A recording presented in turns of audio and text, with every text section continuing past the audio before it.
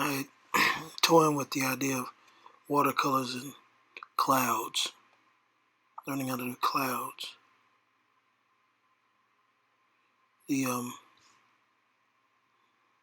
Start off with cerulean blue, outline the cloud. I'm going to use the white of the paper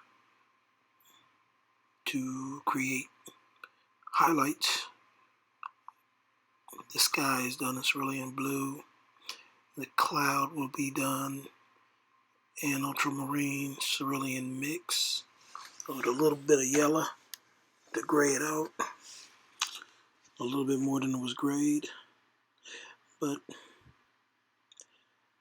trying to understand the habits of watercolor, understand the habits of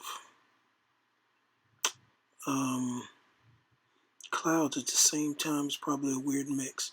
Haven't done a cloud before until this point, so I think I'd do a lot better in acrylics than I would in watercolor. Watercolor has habits, and I forget to do things like saturate the paper and let the let the watercolor do what it's supposed to do. I try to control all the droplets myself, and some people know how the behavior of watercolor works to the point where they can let it settle where it needs to settle and make it settle where it'll work for the cloud. And me, I didn't know how to do that, so I'm trying to learn how to do detailed clouds, cumulus in this scenario, detailed clouds, and control where the color goes at the same time. It's a work in progress, very difficult for me. It's a picture in the bottom right on my phone where I took, I think while I was driving, of clouds in the sky. It was a good contrast between the giant cumulus and the clear blue sky. And that's what I wanted to work with. I've been taking pictures of clouds for the last 2 years. All kinds of colors, all types of all types of different stratus clouds and overcast, but I wanted to keep it relatively simple. There's a lot of wisps of what do you call it, cloud mist that comes off of a cloud. That it's not all cotton clumps, they are rounded clumps. A lot of the mist, if you look closely at clouds, form little fingers or whatever, and those were some things I was seeing how difficult it would be to add in the bottom of a cloud, which has all of that saturated, dark, heavy purple to it, which rains on top of our heads eventually.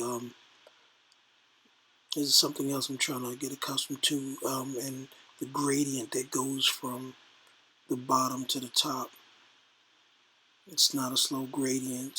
It's heavy in parts and it rounds in other parts, and it's trying to get used to doing such a thing. And I'm going to practice it some more. The cloud is darker than I made it at the very end. At the very end, the cloud ends up being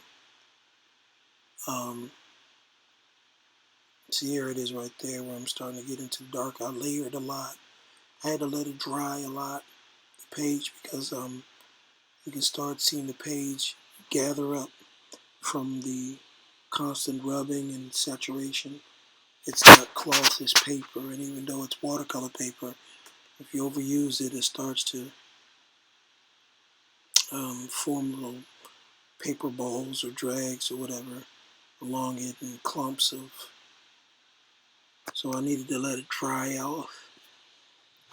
I don't know if a canvas would be a lot better for watercolor. Something I'm going to have to practice. Where am I? Alright, I'm coming to the end of this, so thank you for watching, if you did.